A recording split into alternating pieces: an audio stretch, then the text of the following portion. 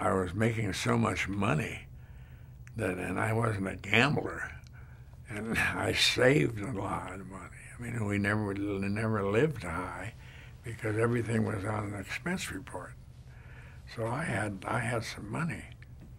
And when I left MCA, Marty Melcher, who was married to Doris Day, he said, "Listen, I want you to be in an office with me.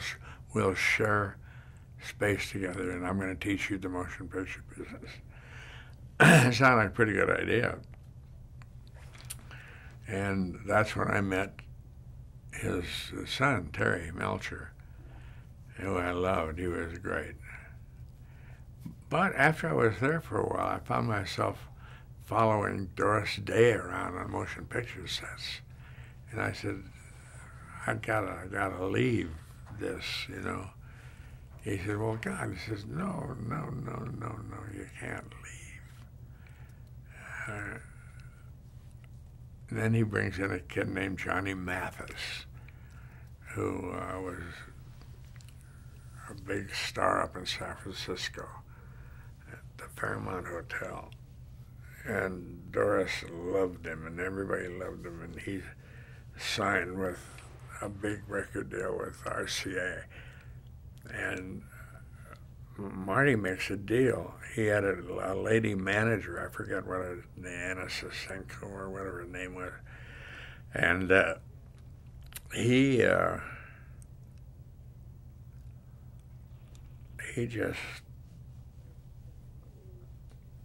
did everything that she wanted, because she found him and she discovered him and she took him to where he was. And now she was bringing him into the motion picture business through Marty Melcher. And Marty Melcher was going to take over his management, take over his career, take over the whole ball of wax and make him a big star like he did Doris Day and so on. And part of that deal was that he had Pierre Cossette, who was a very successful manager. And I mean, I had, you know, I found Anne Margaret.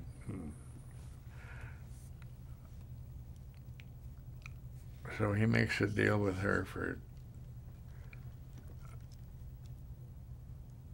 20%, I think it was. And he gave her 5%. And the other 15% was split up. I mean, it went to Melcher. Now Melcher says to me, "I'm going to keep 10% and you're going to keep 5%.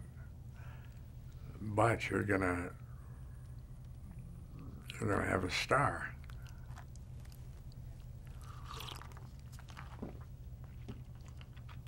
So I didn't want Marty Melcher as a partner. I didn't like the two guys he worked with. He had a couple of guys that were connected with hoods, you know. He used to get her involved with all kinds of deals with. I just didn't do it. A couple of months later, 3 months later, and I wanted to get involved with the record business, absolutely. So I called Terry Melcher. And Terry, listen, let's go. I'd like you to start a record label, and I'd like you to start you know, in it with me. And I know that you like me, and I know what you do, that we can take people in management, and I'll give you 50% of the deal.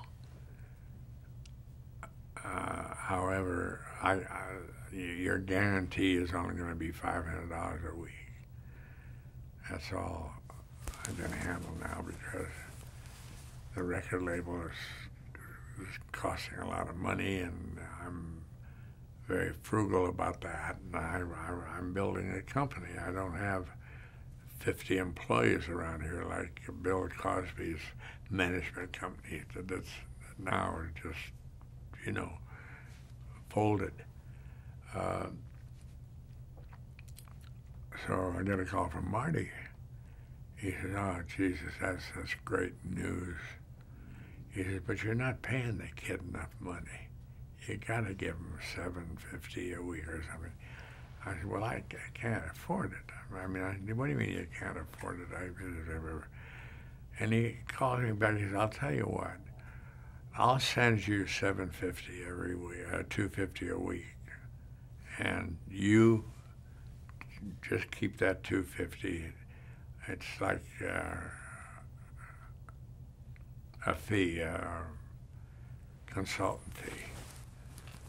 And I said, "I won't do that. That's not fair to Marty, to Terry." And I told that to Terry. He said, "Well, you did the right thing." He said, "I think that Marty sticks his nose way, way too far into my mother's business. He's got her involved in all these deals with Norton and whatever. And these guys are always under, you know, problems with lawsuits and so on." So I went to Lou Adler. And Lou Adler,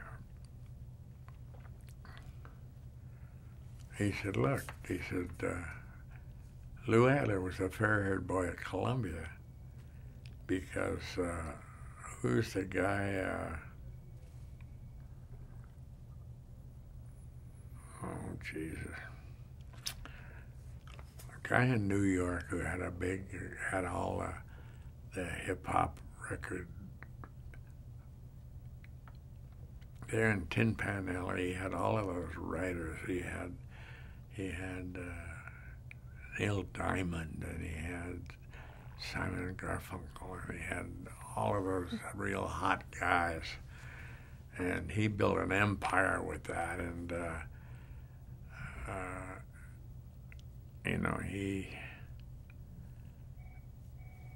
was after Terry Melcher all the time.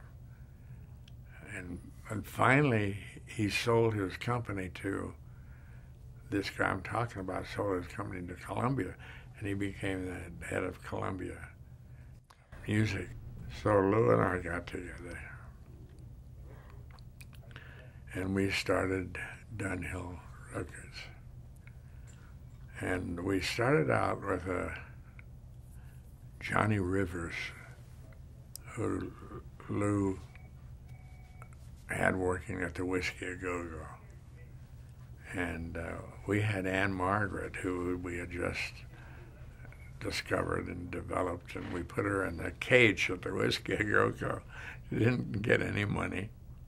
She couldn't get her out of the goddamn cage. I mean, we used to have to feed her in the cage. It was just phenomenal. And I'd had Anne Margaret out. Anne Margaret's a whole different story, but I had her out in Reno and Elko and those places, and a hotel in Las Vegas. And she died. Her act died in all these places. And when she came back, she wanted to, you know, she wanted to stay here and become a star. Mm-hmm. And the other 4 kids went back to Northwestern.